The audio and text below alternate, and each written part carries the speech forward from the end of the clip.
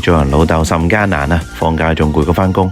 今日一於帶3隻百厭星嚟荃灣西路做特種兵釋放電。我哋行完南豐紗廠就過嚟路德圍呢邊篤下魚蛋，食下呢個最出名嘅手卷先。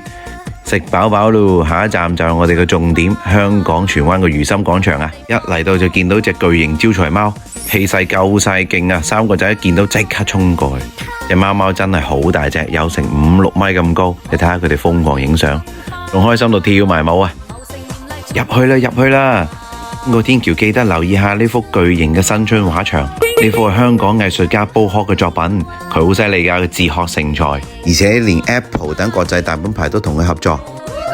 呢幅壁畫有成10米咁長，你睇下我二哥睇到都唔捨得走啊！希望佢第日可以好似姐姐咁犀利啦。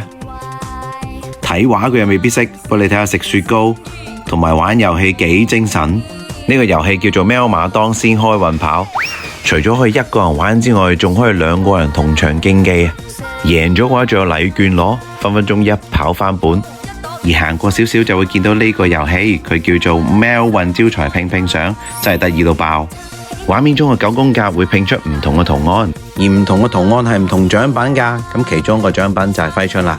搞掂晒啲化骨龍，終於可以望住個海嘆一嘆啦！喺呢個 moment 真係屬於我自己嘅快樂啦〜